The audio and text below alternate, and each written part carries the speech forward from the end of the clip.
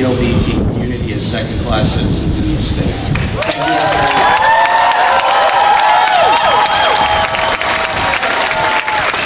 Everybody use your powers to create a protective bubble over us for a few more minutes.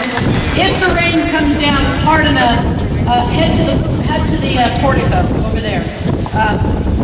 I want to, Representative Jenny invoked a name that I know means a great deal to all of us, but certainly means even more to our very next speaker. Please join me in welcoming the nephew of Harvey Milk, Stuart Milk.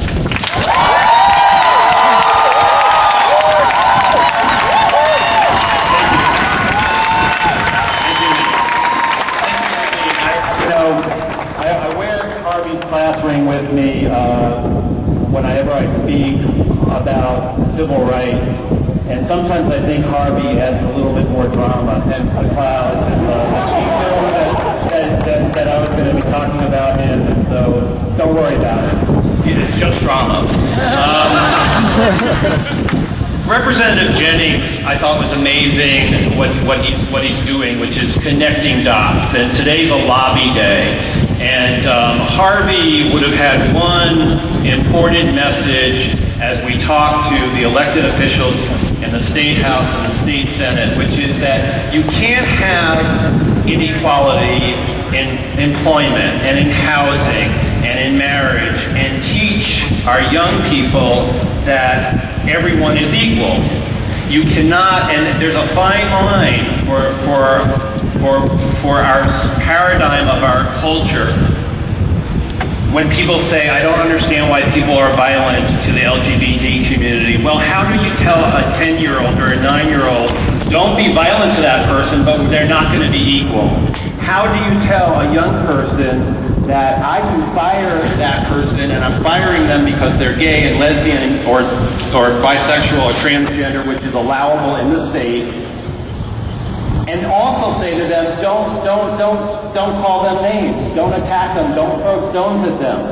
It's amazing if you could see up here the faces of the victims of LGBTQ violence.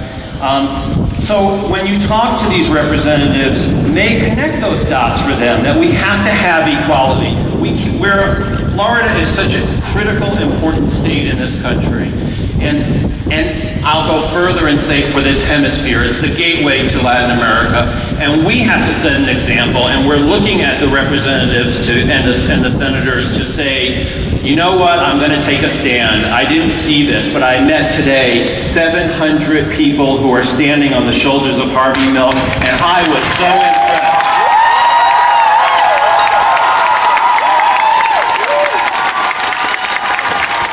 They connected the dots for me. They let me realize that without equality for all the citizens of this state, we cannot be a strong state. Without equality, we cannot be humane. Without equality, we cannot be clear-minded. Without equality, we cannot be clear-hearted. Without equality, we cannot be courageous. And I actually do have faith in these elected officials that when they meet this amazing crowd and realize that this state is so much stronger with our diversity by including and celebrating, not tolerating, celebrating all of us, that we will be such a stronger state, and we will lead.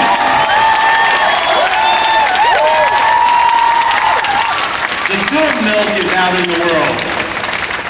I get 20 or 30 emails a day of people who saw the film Milk and realized that they were not being authentic to their family, to their neighbors, to their businesses that they frequent, to their associates. And they came out, and some of them are young, and some of them are like me, middle-aged, and some of them are the elders of the community. But the message that Harvey had, again, is that without our authenticity, the world is less. I'm going to leave you with a quote that he gave me as a very young child, that he continued to talk to me about until I was 17 when he was killed. You are the medicine that the world needs. And when we're different, and when you put that into visual context. Thanks, Harvey, for bringing us out.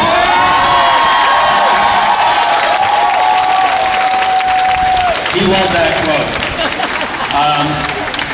But think of it, when we celebrate as important medicine, those that are different, that is such powerful medicine. It's more powerful than the mainstream because it brings something new. And we need to just have that connection that we, all of you that are out there today, all of you that have showed up today, you're following Harvey's courage, but you're bringing your own individual medicine to the world. We need to celebrate that. We need to connect with the communities of folks, of people who have been previously diminished, who've been previously marginalized, and remind them that there was a time when they were not celebrated, and to join us in the march for inclusion. Thank you so much for coming today.